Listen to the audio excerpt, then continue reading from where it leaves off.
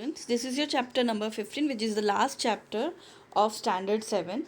This is visualizing solid shapes. Now, in introduction part, you can see that they are talking about different shapes you have come through in your day to day routine life. You have seen a lot of shapes around you, like your study table, your television, your fridge, your refrigerators, cupboards, and all those things. So we just see things and we never notice as many times. So here in this chapter, you're supposed to find out plane figures and the solid shapes. Now, what are these basically? They have some dimensions. So, we talk about plane figures, they have two dimensions. And when we talk about the solid objects, they have three dimensions: x, y, and z axis, like height, breadth, and length. So, here you can see they have given you some examples. You can see that's cuboid. First is your cylinder, and second is your, what is that called, sphere. Okay, and third is your cuboid, and this fourth part is your cube, and the fifth part is your cone, and what is the sixth part? Sixth part is your pyramid. So all these things you know very well. Now if you want to just make sure that how many dimensions they have, so you need to go through one video which is I am attaching with along with this. Now this basically they have three dimensions. You can have this proper three-dimensional shape of it. So these are called three-dimensional objects. If you look at them, so you'll be getting same objects but in a different. So here you can see that here these figures which are drawn over here, first is your rectangle. So they have got two dimensions, length and breadth only. Okay, so in this these various figures they have drawn over here, they have two dimensions. So let's match it. First is your rectangle, second is your circle, and the third one is your triangle, the fourth one is a square, and the last fifth one is a quadrilateral. So for to make it more clear, I'm attaching one video so that you can Visualizing solid shapes. Now, the first question that might strike your mind is, what exactly are solid shapes and what are we trying to visualize? So let us look around the things that we see around us. So they are of different shapes, different sizes, and you see, in order to, there are so many different shapes and objects, and they are all identified by their dimensions. For example, length, breadth, width, height, etc. For example, let's consider this table. So if I ask you to describe the size of this table, how would you, kind of somebody who is not near that table, how would you describe this table, the size of this table to that person? With the help of dimensions. Now, when I say dimensions, I am talking about the length of the table, or the breadth of the table, or the height of the table. Now, when you give all three of these, when you mention the length, breadth, and height, the person gets a very clear idea about the size of the table. So basically, you need these three parameters to know exactly, to get an exact idea about the size of this table. You talk about your room. So how big or how small a room is again determined by the dimensions. You talk about the length of the room, you talk about the width of the room, or you talk about the height of the room. So only when you have all of these three, you get an idea about the size of the room. Not only room size or table size, most of the things that we see around us, they are determined by dimensions. Talk about a car. So in a car, this would be the length of the car, this could be the height of the car, and this could be the width of the car. And all these three together gives you an idea of the size of the car. In fact, a house. So if you observe a house from outside, so you will have something called as the height of the house, the length of the house, and the width of the house. So you see, in all of these objects, whether it's a house or a car or a table or a room, everywhere we needed three different parameters to completely describe their size.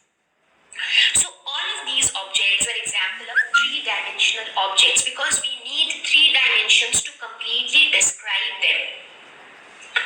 Now the question is everything that we see around us, is everything three-dimensional? Not really. We also come across objects which are two-dimensional in nature. So we will explore the differences between two-dimensional and three-dimensional. two-dimensional figures, these are those figures which have only two dimensions, like length and breadth. Let us take the example of this playing card. So when you look at a playing card, if I ask you the size of a playing card, so what are the parameters that you would need to describe? So you will be describing the length and the breadth or the width of the card. So if you give me only these two values, I will get an idea about the size of the card. Now, when we talk about three-dimensional shapes, we talk about something where two dimensions don't help. You need a third dimension. So you not only talk about length and breadth, you also talk about the height. So let us take the example of the same playing card. Now, instead of one playing card, if you take multiple playing cards and build a tower like this. So when you look at this tower as a whole, do you think it is two-dimensional or three-dimensional? Now, if I ask you the size of this tower, what are the parameters that you need to define? You would definitely define the height of this tower. You would also define its length. And you would definitely define its width. So this time you need three different things to be described in order to describe the size of this card tower. So what we observed is, when it was about one playing card, it was a two-dimensional object. But when there were multiple playing cards organized to form a card house, it was a three-dimensional shape. Another interesting way of distinguishing between a 2D and a 3D shape is, you take the playing card, the single playing card, place it on a sheet of paper or place it on the plane of the table. What do you see? You see that this card completely lies along the surface of the paper. Now, a paper is two-dimensional. So in a paper, you just have the length and the width. So you always deal with two axes in a paper. So if the playing card fits exactly along the plane of the paper, that shows that it is two-dimensional.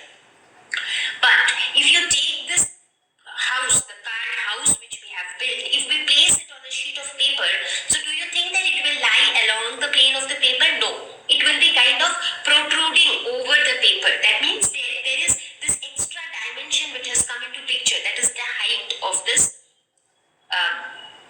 card house. And that is why it is three-dimensional. So any two-dimensional object when placed on a sheet of paper would lie along the sheet of paper, whereas a three-dimensional object will always appear to be coming out of that sheet of paper. So that is what we call a 3D look. So instead of writing two-dimensional and three-dimensional, we will be using the terms 2D and 3D.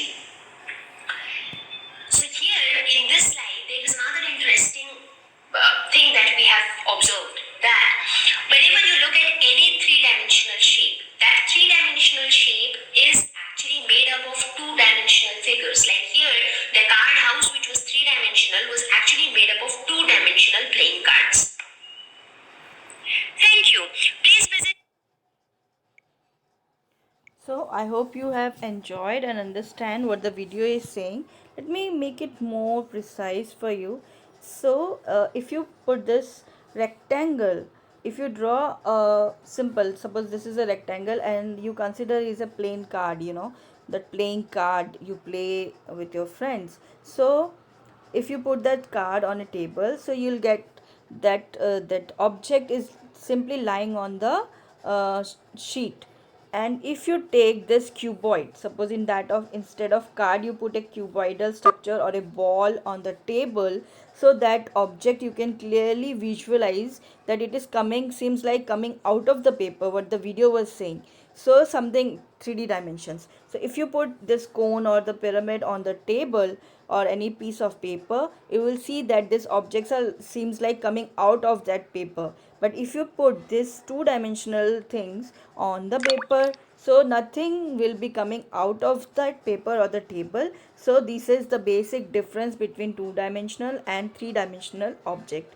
Okay, and this is very important, that if you see the face of a rectangle, if you see this cuboid, fourth part I am talking, so front face if you see, it is a square. So if you go see all the faces of it, it is a square. Now square is a two-dimensional object, so you can say that any three-dimensional object is made up of two-dimensional objects. That was the video was saying.